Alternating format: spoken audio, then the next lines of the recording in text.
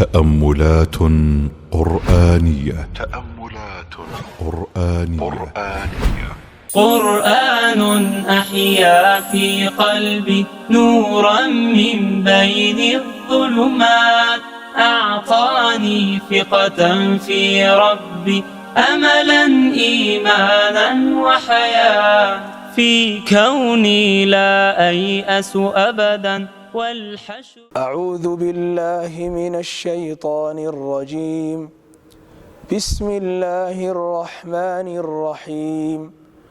ألم نشرح لك صدرك ووضعنا عنك وزرك الذي أنقض ظهرك ورفعنا لك ذكرك فإن مع العسر يسرا إن مع العسر يسرا فإذا فرغت فانصب وإلى ربك فارغب. بسم الله الرحمن الرحيم. الحمد لله والصلاة والسلام على خير خلق الله نبينا محمد بن عبد الله وعلى آله وصحبه ومن والاه. أما بعد، xalqadan walaalayaal waxaynu u fiirsan doonaa in sha allahu tabaaraka wa tacaala barnaamijkeennii u fiirsiga qur-aanka suuradan suuratu sharxi ama suuradan alam nashrax. waa suura makiya oo maka ku soo degtay. waa suurad ilaahay subxaanahu wa tacaala nebigiisa nebi moxamed sala allahu calayhi waaalihi wasaxbihi wasalam rabbigii uu u minna sheeganayo oo galladaha iyo nimcooyinka kala duwan ee ilaahay uu siiyey subxaanahu wa tacaala ayuu xasuusinaya. suuradan iyo suuradda inoo soo socota ee wadduxaa waa laba suuradood oo macnahoodu uu isku dhow yahay, qasdigay ujeeddaduna ay tahay in nimcooyinkii farabadnaa ee ilaahay uu siiyey nabigeena moxamed sala allahu alay waslm in la xasuusiyo. marka dambena waxaa la farayaa shukrinaq. waxaa kale oo ku sugan bushaaro loo bushaareynayo in dhibaatooyinka nabiga ku sugan yahay hadda calayhi salatu wasalaam in ilaahay uu ka dulqaadi doono, in ilaahay subxaana wa tacaala kaga farxin doono, iyo in shukrinaqii nabiga la faray calayhi salaatu wasalaam. ilaahay wuxuu yidhi bismi illaahi araxmaani araxiim. alam nashrax laka sadrak, laabtaada miyaanaanu ballaadhin nebi moxamedow sala allahu calayh wasalam, oo lagu ballaadhin iimaanka iyo waxyiga aqbalaadiisa inuu aqbalo. wawadacnaa canka wisraka, dembigaagii miyaanan kaa waxweeyaan dejin, oo dembigii wax laga soo qaaday kaanamaa inuu yahay wax qofku uu xambaarsan yahay. markaasaa ilahay wuxuu leeyahay wawadacnaa canka wisrak, dembigaagii miyaanaanu kaa dejin. alladii dembigaasoo anqada cusleeyey dahraka, dhabarkaaga, dembigii dhabarkaaga cusleeyey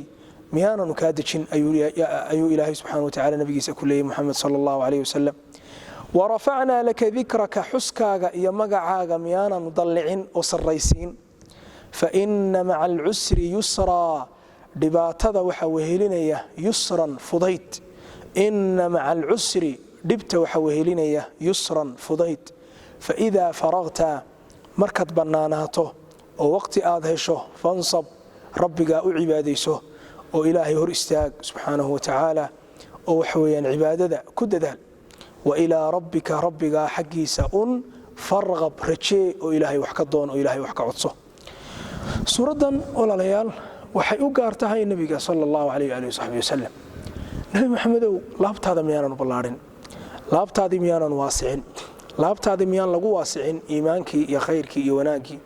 laabtaadii miyaan la jeclaysiin waxa weeyaan camalka saalix ee wanaagsan. ilahay wuxuu ku yidhi fii suurati alaclaa, suuradda sabbixisma, wanuyasiruka lilyusraa, waxaanu kuu dabcin doonnaa ta fudud oo ah camalkii saalixa iyo wixii wanaagsan. wawadacnaa canka wisrak alladii anqada dahrak, dembigii dhabarkaaga cusleeyey miyaananu kaa fujin oo aananu kaa waxweeyaan khafiifin oo aananu kaa dejin oo aanu ilaahay kuu dembi dhaafin nebi moxamed oo dembigaagii hore iyo kii dambaba. waa nicmo aad iyo aad u weyn weeyaan.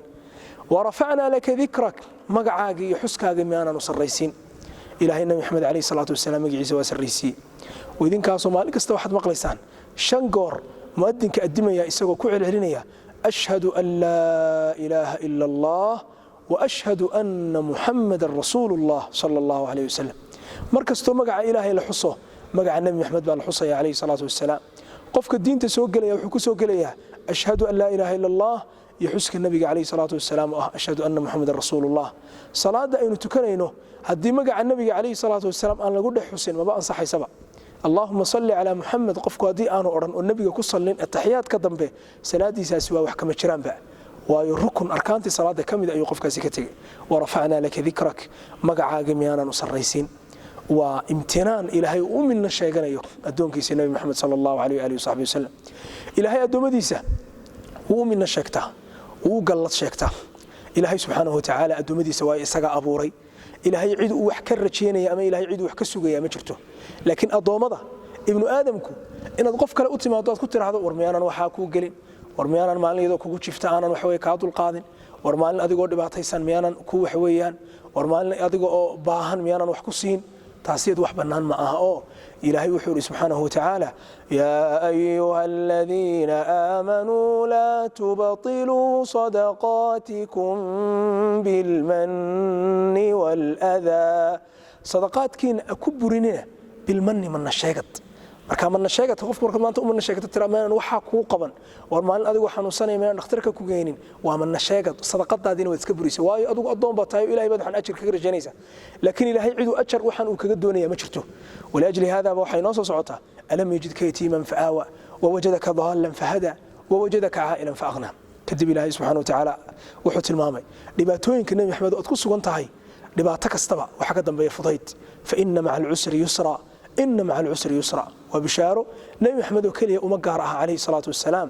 ee ummadda oo dhan bay bishaaro u tahay kadib nabiga waxaa la faray calayhi salaatu wasalaam shukri naq nimcooyinkaa ilaahay uu siiyey inuu ku shukri naqo faidaa faraqta fansab wailaa rabbika farqab marka waxa weeyaan yacni waqti aad hesho rabbiga caabud oo waqtigaaga kaga faa'iidayso cibaado inagu waqtiga maxaynu kaga faa'iidaysanaa waqtiga waxa laga yaabaa qofku uu haysta maalmaha fasaxa qofku uu yahay ama shaqadu fasax tahay ama iskuulladu fasax yihiin waynagan idhaahna ebelow maxaad samaynaysaa waqtigaan dilaya kulaha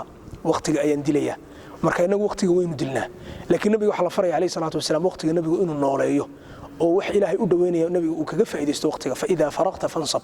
marka muslimow walaalkayow walaashayay marka maanta waxa weeye waqti aad heshay ee jaanis ilaahay uu ku siiyo kaga faa'iidayso wax ilaahay ku dhaweynayo